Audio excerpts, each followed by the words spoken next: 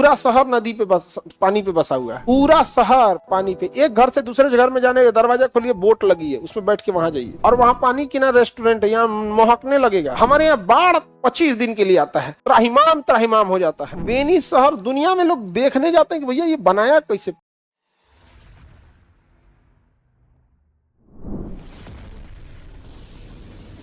अब देखिए ब्रह्मपुत्र के मैदान की समस्या क्या है कि यहाँ से ब्रह्मपुत्र नदी बहुत ज्यादा सिल्ट ले आती है। सिल्ट मतलब होता है मिट्टी काट के लाती है। अब जब केवल पानी रहे तो कोई दिक्कत नहीं आता है, जब मिट्टी काट के लाती है ना तो नदियों के अंदर जल धारण की क्षमता कम हो जाती है, जिस वजह से नदियां उफान कर देती है। और सिल्ट को रोकने के लिए अभी तक कोई बहुत बड़ा उपाय नहीं किया जा सका है, हालांकि बहुत सारे जगह हैं जिन्होंने उपाय ऐसा कर दिया। इटली का एक शहर है वेनिस, विलियम शेक्सपियर की एक किताब ये मर्चेंट ऑफ वेनिस।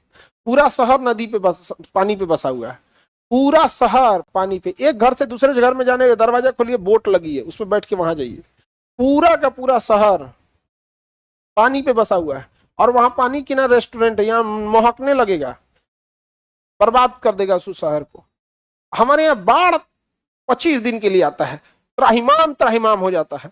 और वो पूरा वेनिस शहर दुनिया में लोग देखने जाते हैं कि भैया ये बनाया कैसे। पूरा समुंदर में शहर है, हर गली में जाने के लिए मोटरसाइकिल ये सब नहीं, नाव चलता है वहां।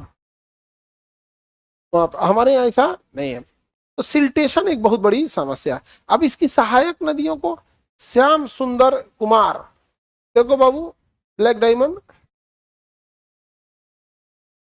श्याम सुंदर, ब्लैक ब्यूटी। श्याम मतलब ब्लैक, सुंदर मतलब ब्यूटी, ब्लैक ब्यूटी करना है। सर सहायक नदियों को भी बता दीजिए। जब हम नदी पढ़ाएंगे ना तो गंगा की सहायक नदी बता देंगे, क्योंकि गंगा की सहायक नदियां बहुत ज्यादा हैं, इसलिए टॉपिक ही चेंज हो जाएगा, मैदानी भाग से हो जाएगा नदी। तो ये समझ में आ गया मैदानी एरिया, किसी को दिक्कत। अब हर मैदान की विशेषता एक जैसी होती है कि वहाँ उपजाऊ ज्यादा होगा, सिल्टेशन ज्यादा समस्या होगी, जनसंख्या ज्यादा हो जाएगा, क्योंकि आज से जनसंख्या कोई एक दिन की चीज तो होती नहीं है। हजारों साल की मेहनत, मतलब एक शहर बसाने में कितनी मेहनत लगती है, गाँव तहसील सड़क ये सब बनाने में, तब जाके शहर बसता है। और शहर जल्दी माइग्रेट नहीं होता है, क्योंकि आप अगर मान के चलिए आप पैसा कमा भी लिए तो खूब से खूब अपने जिला में चले जाएंगे, यही ना चले जाएंगे, और बहुत कमा लिए तब दिल्ली मुंबई शिफ्ट होइएगा।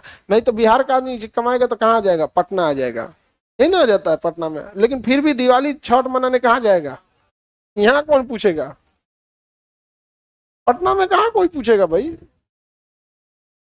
गांव में यहाँ तो बारात जाता है तो दूल्हा को छोड़ के आगे निकल जाता है 5 को बाराती, दूल्हा जाम में पहुंच जाता है। और पटना में तो ऐसा ऐसा गली है जिसका कोई हद नहीं।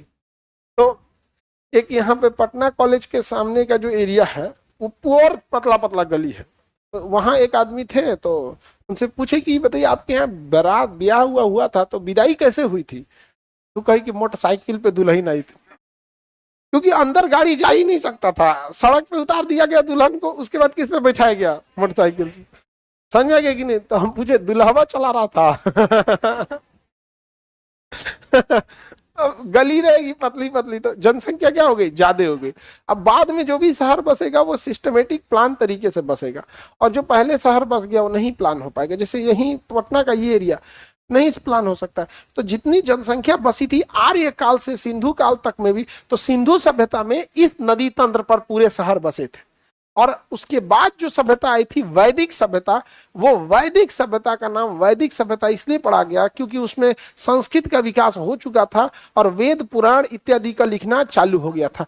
तो वैदिक सभ्यता इस बेल्ट पर बसी थी और सिंधु सभ्यता इस एरिया में पूरा बसी थी, और वैदिक सभ्यता इस एरिया में। सिंधु सभ्यता एकदम आधुनिक थी, वैदिक सभ्यता एकदम ग्रामीण थी। अहोम सभ्यता, अहोम वगैरह ब्रह्मपुत्र,